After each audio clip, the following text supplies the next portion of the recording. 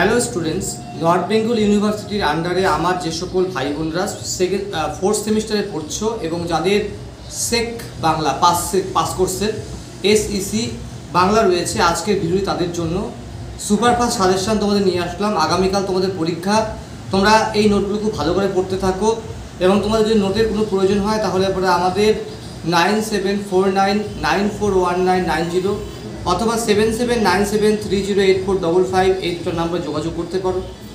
আমি বিস্তারিত তথ্য বলছি না, যেহেতু তোমাদের আগামীকাল তোমাদের পরীক্ষা রয়েছে, তো তিনের কী প্রশ্ন আছে সেগুলো তোমাদের কমন রয়েছে, সেগুলো তোমাদের বলছি। 1 নম্বর প্রশ্ন, ছোট গল্পের সংজ্ঞা দাও। ছোট গল্পের সংজ্ঞা দাও এবং ছোট গল্পের বৈশিষ্ট্যগুলি লেখো। আবার বলছি, ছোট গল্পের সংজ্ঞা দাও, ছোট গল্পের বৈশিষ্ট্যগুলি লেখো। 2 নম্বর, তাৎক্ষণিক বক্তৃতা বলতে কী বোঝো? তাৎক্ষণিক বক্তৃতা বলতে কী বোঝো?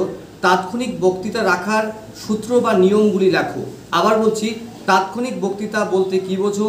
তাৎক্ষণিক বক্তৃতার সূত্র বা নিয়মগুলি বলতে কী বোঝো? 3 নম্বর, সংলাপের বৈশিষ্ট্যগুলি লেখো বা নিয়মগুলি লেখো। সংলাপের বৈশিষ্ট্যগুলি লেখো। পরের প্রশ্ন, তাৎক্ষণিক বক্তৃতা রাখার নিয়মগুলি লেখো। আবার বলছি, তাৎক্ষণিক বক্তৃতা রাখার নিয়মগুলি লেখো। পরের প্রশ্ন, সংলাপ কাকে বলে? সংলাপ কাকে বলে? পরের প্রশ্ন হিসেবে বলছি, কবিতার কাব্য সৌন্দর্য বিচারে কি কি দিক দেখা প্রয়োজন? আমি আবার বলছি, কবিতার কাব্য সৌন্দর্য বিচার করতে গেলে কি কি দিক দেখা প্রয়োজন, অত্যন্ত ইম্পর্টেন্ট। শেষের প্রশ্ন বলছি, রবীন্দ্রনাথ ঠাকুরের কয়েকটি ছোট গল্পের নাম লেখো। রবীন্দ্রনাথ ঠাকুরের কয়েকটি ছোট গল্পের নাম লেখো। এবার বলছি 6 প্রশ্ন। 6 প্রশ্নগুলো খুব ভালো করে পড়তে হবে, ঠিক আছে? 1 নম্বর প্রশ্ন, ছোট গল্পের সংজ্ঞা দাও। ছোট গল্পের সাথে অনুগল্পের পার্থক্য বা সম্পর্ক লেখো। ছোট গল্পের সঙ্গে অনুগল্পের পার্থক্য বা সম্পর্ক লেখো, অত্যন্ত ইম্পর্টেন্ট। 2 নম্বর, ছোট গল্পের সাথে উপন্যাসের পার্থক্য লেখো। ছোট গল্পের সাথে উপন্যাসের পার্থক্য লেখো। 3 নম্বর, সংলাপের নিয়মাবলী সম্পর্কে, সংলাপে যে নিয়মাবলী রয়েছে সেগুলো সম্পর্কে লেখো। 4 নম্বর, নিজের অভিজ্ঞতার নিরিখে একটি ছোট গল্প লেখো। নিজের অভিজ্ঞতার নিরিখে একটি ছোট গল্প লেখো।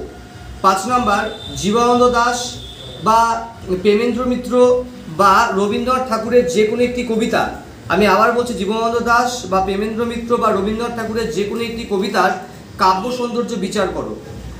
পরের প্রশ্ন, কলেজের নবীনবরণ উৎসব উপলক্ষে, ঠিক আছে, কলেজের নবীনবরণ উৎসব বা কলেজের সাংস্কৃতিক অনুষ্ঠান বা সরস্বতী পূজা, এই যে অনুষ্ঠান উপলক্ষে তাৎক্ষণিক বক্তৃতা তৈরি করো। 7 নম্বর, দুই বন্ধুর মধ্যে বর্তমান যে পরিস্থিতি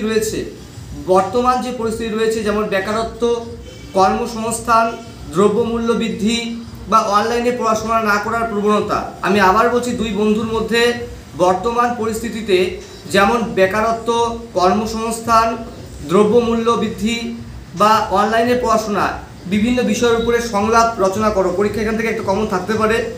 12 নম্বর প্রশ্ন, তোমার পঠিত যে কোনো একটি কবিতার কাব্য সৌন্দর্য বিচার করো। আমি আবার বলছি, তোমার পঠিত যে কোনো একটি কবিতার কাব্য সৌন্দর্য বিচার করো। 2 নম্বর, তোমার তাৎক্ষণিক বক্তব্য তৈরি করতে হবে। যেমন রবীন্দ্রনাথ ঠাকুরের জন্মজয়ন্তী, স্বাধীনতা দিবস বা নবীনবরণ উৎসব উপলক্ষে। আমি বলছি, বারবার করে বলছি, তাৎক্ষণিক বক্তৃতা তৈরি করো। এর মধ্যে রবীন্দ্রনাথ ঠাকুরের জন্মজয়ন্তী, স্বাধীনতা দিবস অথবা নবীনবরণ উৎসবে তাৎক্ষণিক বক্তব্য তৈরি করো। 3 নম্বর হিসাবে বলছি, রক্তদান শিবির, এটাও তাৎক্ষণিক বক্তব্য তৈরি করতে হবে। রক্তদান শিবির বা সরস্বতী পূজা বা শিক্ষক দিবস উপলক্ষে একটি তাৎক্ষণিক বক্তব্য তৈরি করো। 4 নম্বর হিসাবে ছাত্র শিক্ষক, ঠিক আছে, ছাত্র শিক্ষক অথবা দুই বন্ধুর মধ্যে মোবাইল যে আজ ব্যবহার রয়েছে তার মোবাইল ফোনের যে অপব্যবহার নিয়ে সংলাপ তৈরি করো। বাস এতটুকুই তোমাদের ছিল। তোমরা প্রত্যেকে ভালো করে পড়তে থাকো। চ্যানেলটি ভালো লাগলে অবশ্যই প্রত্যেকে সাবস্ক্রাইব করো। ধন্যবাদ।